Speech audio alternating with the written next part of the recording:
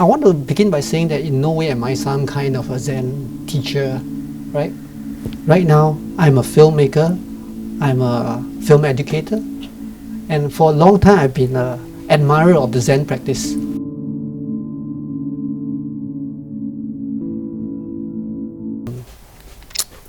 But what is Zen? And what has it got to do with filmmaking? And this is probably something that a lot of you all will be thinking of. What does this presenter, Tzang, see in Zen that he can bring into filmmaking? And in his words, in his advertising copy, says he wants to reinvent the practice.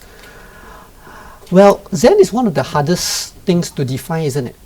There are many people here with different entry points into this. But what is this thing that we talk about, Zen? Some people call it that it's about stillness, that it's just about nothing or doing nothing. Is it really that? There are some definitions that talk about it in terms of like it's about the in-breath and out-breath, and just that, in-breath, out-breath. There is a Rinzai school of thought that talks about Zen as the sound of one hand clapping. Oh, there's another definition. I think the problem or the unique, interesting thing about Zen is that there are different ways of explaining it to different people with different levels of understanding. And that's the reason why sometimes the Asian masters, the Asian teachers, often approach this with a sense of paradox and riddles. They do it with koans, riddles, and tell you about what's the sound of one hand clapping. And then the person goes like thinking, what's that? That's because why? Because in the Asian tradition, we are aware that words itself is only the finger pointing to the moon. Finger pointing to the moon. The words itself is only something that points you to the thing and is not the thing itself. So if I tell you anything and you would to define it by the words itself is definitely not the thing. That's the reason why the Asian masters do that. But for the purpose of today's presentation, I do not want to be so abstract with you about it. I want to at least be constructive with all of us here, not necessarily people who want enlightenment, right? Just people who want to understand what is this about so that we can talk about film. I like this definition from Richard Collins. Maybe it's the Western scholars that define it better. All right? The Western scholars call it, at least Richard Collins here in this book called No Fear Zen, he calls it living non-dualistically in the here and the now. What's non-dualistic? Non-dualistic means it's not me and the other. There is no other. The other is me. It's not the beginning or the end. The beginning is also the end. The process or the outcome, the process and the outcome is non-dualistic. Shunri Suzuki calls it not one, but not two. So you see, that's also an Asian perspective, an Asian master trying to explain it. But what it is also is not, and it also is. I promise you, I will not be too paradoxical about it. Where did it come from? It originated from India. It was Bodhidharma from India.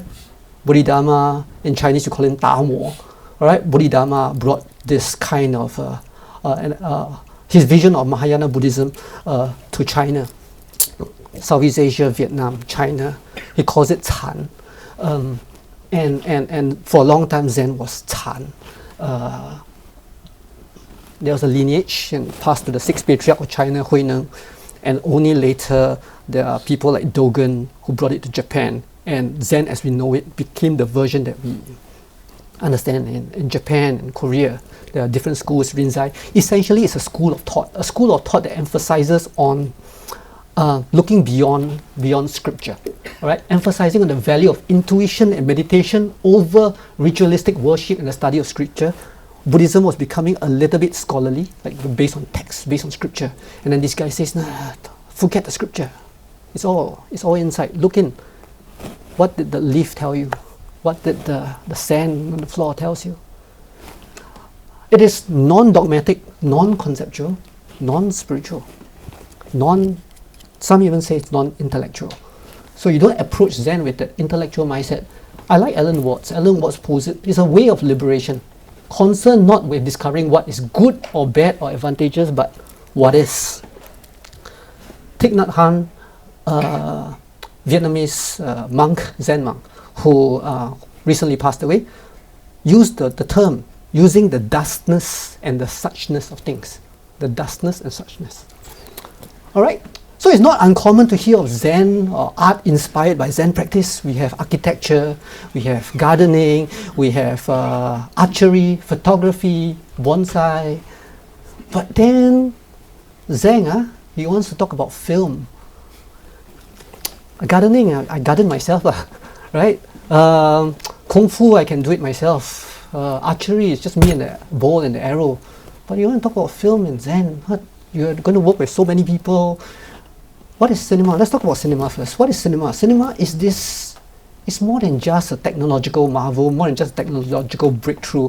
It's more than just 25 frames per second or photography in 25 frames per second. They realize that when you take a photograph 25 frames per second, it's not just about the image. You're able to capture life. With life, you capture humanity. And it communicates emotions, meanings, ideas. The cinema is the telling of stories with the moving image. It's about the expression of consciousness, ideas, beliefs, the intangible, the dream. So what you see, the image itself is not the thing. You can capture things that you can't touch, like fear, memories, aspirations, the human imagination, and we all want to be part of it. So many artists want to be part of it, but the filmmaking process is complex. It involves a complex interplay of various, multiple, different artistic disciplines like script writing, casting, production design, all of which are big giants on their own, all of which are very complicated process, but at the same time, any one of them is a small fragment of filmmaking. Ooh, I'm talking about how everything is also conditional. We need to do this so that we can have this, so that we can have this, and nobody's allowed to do the next thing until you have something. So now filmmaking becomes very entangled, very conditional. You must have funding or finance. In order to have finance, you need to compromise on something. You need to have product sponsorship. You need to have a crew that's available. You want a crew, you need to have more money, and everything becomes entangled in this big entanglement, major entanglement, that is about creating something of a future outcome that exists in the future. So I've often said, okay, maybe this picture first. This is a picture of me in 2012. This is a picture of me at my most vulnerable. I was making Faeryville at that time. Faeryville today, now on Netflix. But at that time, this was my third shoot. Laura is with me. Laura's here as well. Laura was my AD on set, so she knows. I was so vulnerable. I was so uncertain. It was a film that I didn't know if I could complete. It was a film that I promised a lot of people a lot of things, and a film that's about to die. I'm going to see it die. And knowing that I'm about to die with owing a lot of money and yet not have a film. And I realized I've often talked about passion and greed and sacrifice to my students and how you need to have all of this to know how to make a film. But is passion, greed and sacrifice the only thing or all that what filmmaking is? This is me being very self-critical of myself, where everything that I said I believed in, I'm now, for the purpose of my thesis, for the purpose of masters, let me question Zhang. You said passion, greed, sacrifice. But I'm not alone. It comforts me to know that other directors are talking about it. Alejandro Inarritu talks about how filmmaking can give you everything, but at the same time take everything away from you. It can remove you of your own identity, your own finances, your own reputation. Every film that you make could be the last film that you make, whether or not you're James Cameron or you are an indie director or you are a no-name director. James Cameron perpetuates this thing that how filmmaking is not just about directing and shooting. You also have to do the hustle. You have to cajole, you have to flatter, you have to tell them what needs to be done. You have to do all these human things. To the point that I realized the hustle takes priority over the art of storytelling and filmmaking. And as a filmmaker, the attitude of practicing for its own sake is something I envy in other art forms. If you're a dancer, if you are a painter, when you, with a brush and when you paint, you are painting. You are engaged, you are one with the art. When you're dancing, when you're a musician, even if the record button is not on, even if it's not a recording of a music performance, when you are playing, you are one with the art. The filmmaker is not one with the art. When he is writing for a future outcome. The writing itself is not the art. When he's casting, casting itself is not that. Even when you're shooting, even when you're editing, you're always in the future, never in the present, never in the now. And that leads to fatigue. That leads to sacrifice. As a teacher, I have a problem. I realize that my best filmmaking students graduate with great films, but whispering to me, I don't want to make films anymore. Doesn't make sense. It doesn't make sense. The guy who is not talented is earning more money than me. I'm cursed with my own talent. I don't know where this is going. Sometimes you feel like you're going nowhere, and everything is not dependent on my skills, but somebody else's decision or what they see my value as. So the artist doesn't belong to himself. I want to be successful, you know, so much effort just to start. It's not about funding, all of this. How can filmmaking be less conditional, less dependent, and free for entanglement? How can filmmaking be more present, less fatigue, and made in the here and now? That was the question that I asked myself. To do that, I tried to turn to things that I was already familiar with. This whole Zen thing, I like, but cannot how to bring to filmmaking. So I tried to look not just only at the Zen text, but also from an applied Zen perspective. I read on Zen writings, on Zen literature from not just philosophers, theories and scholars, but also neurologists, psychotherapists, psychologists, meditation teachers, wellness teachers, peace activists, Thich Nhat Hanh. I like Thich Nhat Hanh because he's not just a monk, a teacher in a temple. He was at the front of the war, right? And he had to do something about it. How do you be Zen in that space? So I extracted things that I could use. How can I apply it in the methodology? I extracted the term or concepts like minimalism, non-attachment, being in the here and the now. Quite self-explanatory, right? In order to make them more film, I researched on existing film movements. The Dogma 95, I think the cinema people here would recognize this. Dogma 95, Danish film movement in the 90s focused on the elimination of technology in search of cinematic truth, some kind of being against the Hollywood system so that they could tell something with European cinema. There's no wave cinema, people who understand the whole punk ethos, the punk rock ethos, the punk and bohemian ethos.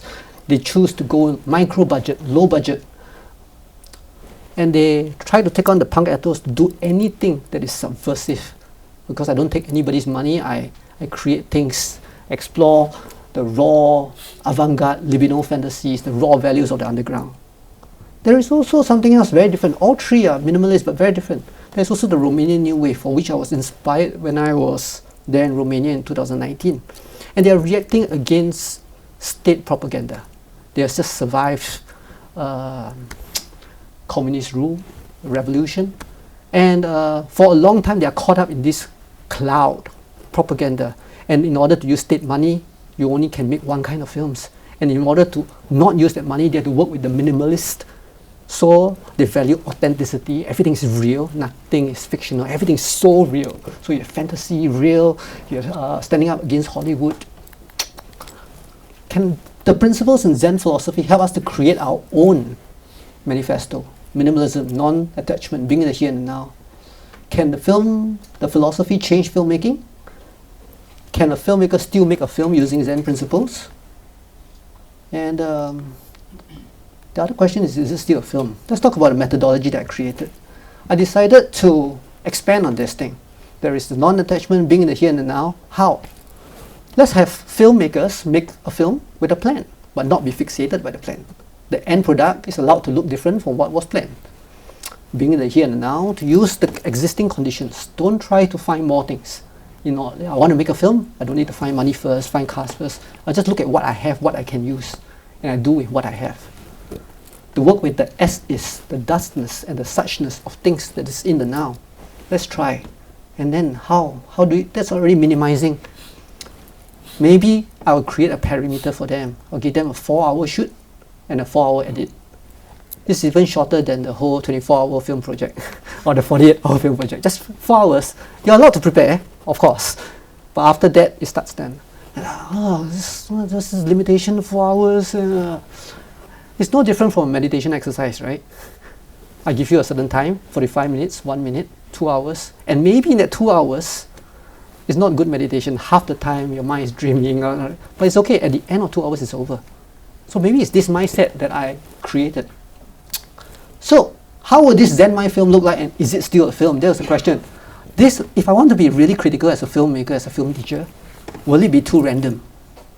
Is Zen an excuse for you to just shoot anything and say, let go, ma? You're supposed to let go. You're just supposed to, like, whatever happens.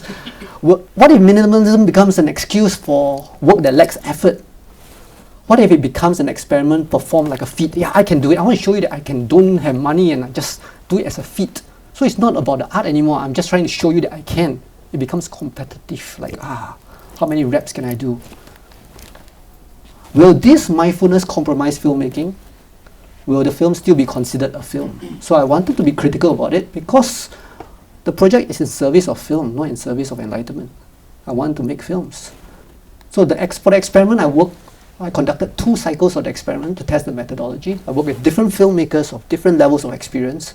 I visited them on set. I conducted interviews, pre-shoot, post-shoot, and post-edit. I wanted the filmmakers to keep a journal so that they can document things, insecurities, doubts, anxieties, confusions. I want the cheat codes. I give you the limitations, right? How do you cheat? And ways of getting around limitations. I created a manifesto.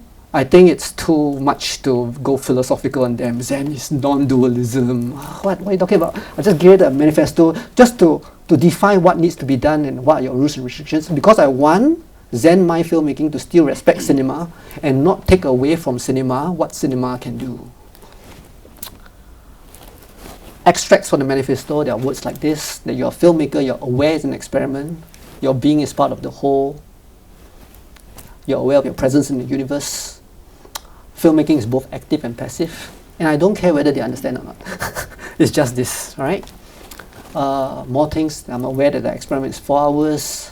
I'm here to adhere to time, but I'm not worried by it. I accept time as a sureness, because time is a certainty in all aspects of life. I try to be unmistakable about it. I will try to minimize anxiety that comes with time. Every moment is a present. I will make films with a vision. It's important because I don't want the films to be random. They must have an intent. I will create a film that is whole in itself. It cannot be a scene. It cannot be footage, and it cannot be randomness. It cannot be poetic. I will have a voiceover and I just shoot grass, shoot trees. Cannot. It must be whole. Even if you do all that, it must be whole. It must stand by itself. It must be its own thing. It must not need an explanation at the side in order to watch the film. The film must stand. So feel free later when you are watching the films, feel free to judge it with that critical lens. It is a film with a beginning, a middle, and an end. So findings and discussions. The first film, Cycle 1, I worked with Darshan. Darshan is sitting over there. You'll see him later. And these are things that I observe. I observed that, because Darshan is quite an experienced videographer, filmmaker, editor himself. So he understands the production process, and he knows that, I have no budget, I cannot hire too many people. So I noticed he worked a lot with the background. He worked with existing things. He used the architecture, the space. He chose a good location. So that's his cheat. He used his location to do the talking for him. He allowed the character to move a lot, interact a lot with the background. And I noticed that in this story, every time there are moments of high stress, it's all concrete and grey. Every time there's a moment of breathing, a moment of comfort, something nice, there's always green. There's always green in the shot. Whether is it intentional, I'm not sure. Is it presumptuous for me to see it? I think it doesn't matter. It's what I noticed. But Darshan was experienced. He planned. He thinks through things. So I wondered, does this experiment succeed only because he's experienced and he knows how to prevent things from falling? I wanted to have more cycles to test what if I work with people who are less experienced. So cycle 2, I wanted to identify what kind of films can come out of the Zen mind and how is it different from other minimalist movements. And I have Syafique. Syafique is a student, fresh graduate, not done, I think just doing his NS and about to go into the workforce and feeling very anxious about what lies ahead. And he came to me and says, I saw you do the Zen-Mind thing, I want to be part of it. I have a concept, but I don't know how to explain it to people. I don't want to explain too much. I asked him to write his intention down, and then he did this thing, and if you watch it later, it's very interesting. It's not entertaining. Oh, now you can make a film that's not entertaining, but it's still a film. It's something there. And it's almost like a video diary, some kind of self-talk. And what I noticed about Syafique's films is he likes to work with a lot of the storytelling is outside the shot. It's not what you see. You see the bed sheet moving, he's not in the shot. It's almost like the bed sheet is talking to him. Oh, okay, something interesting there. I tried to plot it against a timeline to see whether there's a beginning, a middle, and an end. And there is some kind of emotion, even though it's not a lot, it's not big. It's this. He used a lot of space and time. Come on. We have another person, his name is Zach. Zach is a long-time friend of mine, and he was part of Faeryville. He was helping out around the set. And Zach, by then, is already quite a seasoned independent filmmaker. He made his own films, won some awards. And he says, okay, he wants to be part of this experiment as well. I noticed Zach used a lot of the environment with him as well, similar to Darshan. He did a lot of planning, but he decided to hold auditions. Oh, I forgot to say something about Syafique's film. Syafique chose to act himself. And he's not an actor. He is not so he chose to act himself. So chose to put himself in front of camera. And he explained to me why, because he did not know how to tell an actor what to do. So he had to do it himself. Zach chooses to cast. Oh, wow. So this is the first time a Zen-Mind filmmaker decides to cast. So there's a casting call. People came on board. There's Zim and actors. And if I observe the strategy of Zach is that he talks to his actors a lot, so that on set he just does videography work and doesn't do any directing.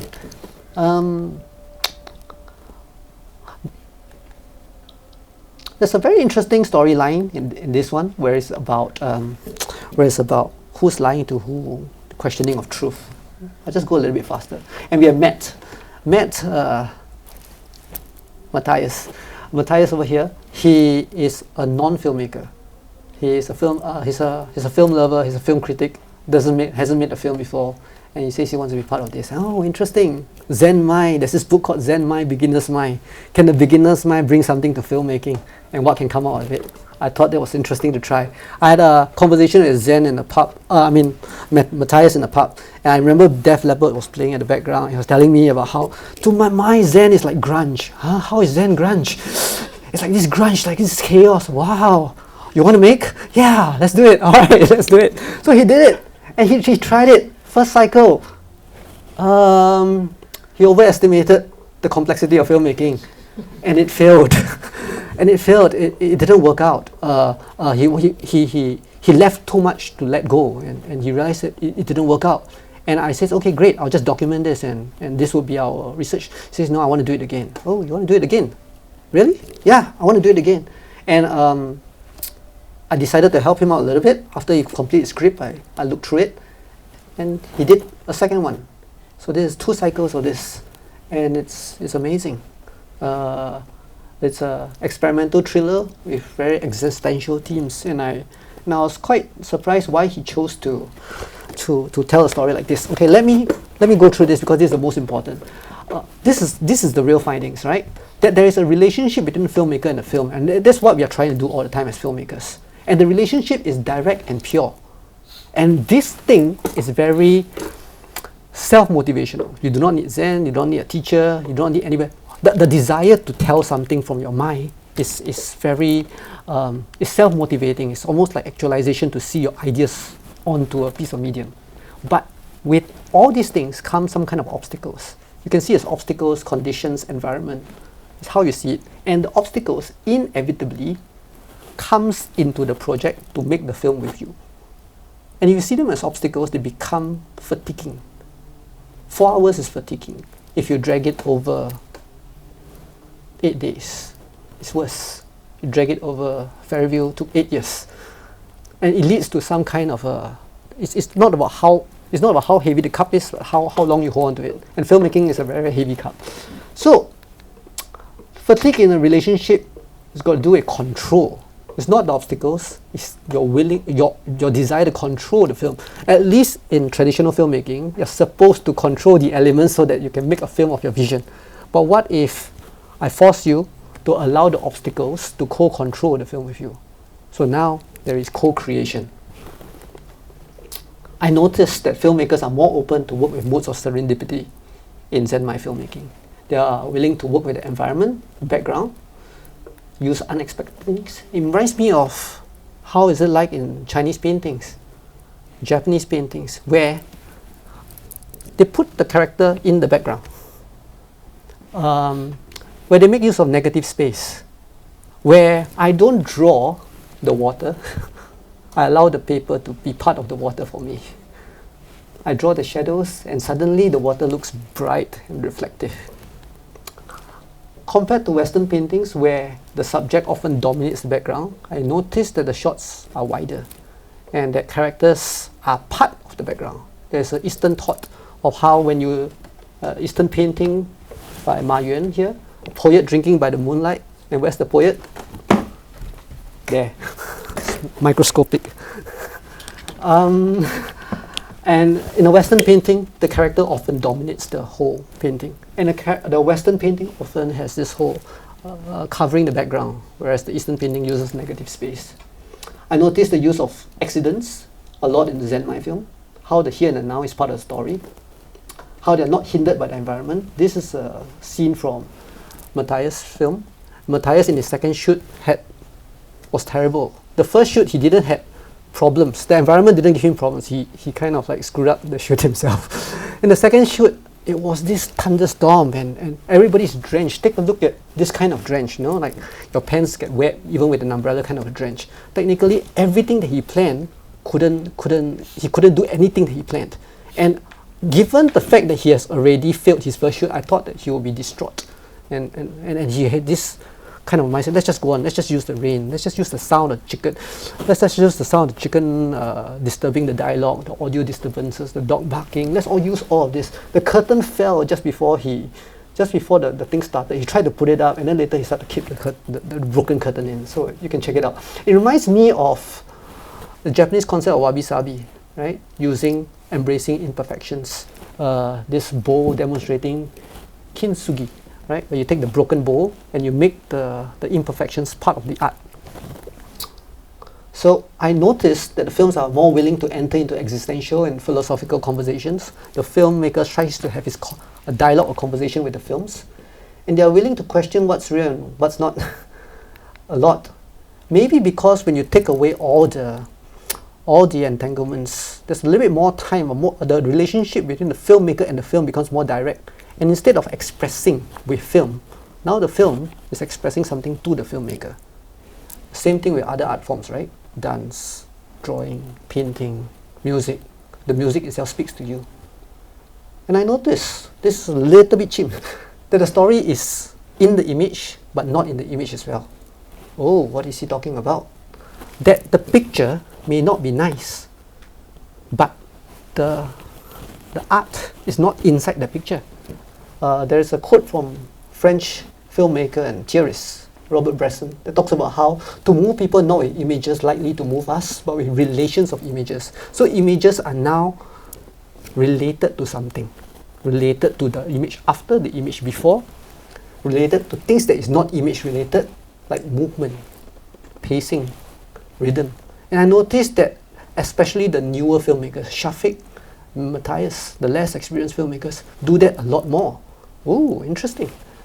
Mattheaus used a lot of pacing, rhythm, uses of time, dragging out a shot.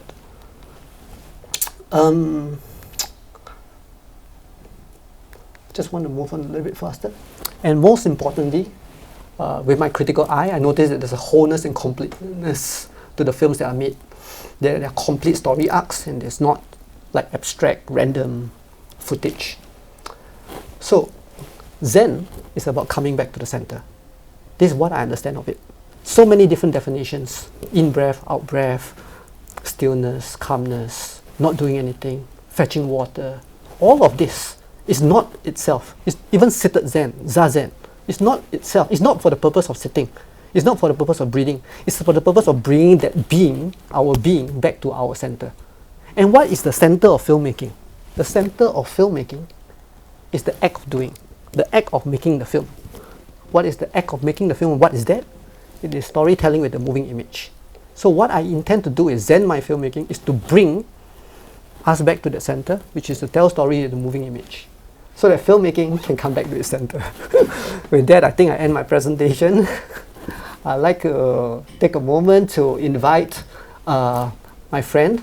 He is a published author, a filmmaker from 13 Little Pictures, and a film educator himself. His name is Wesley Aruzu. And maybe I'll invite him up and we can conduct the Q&A.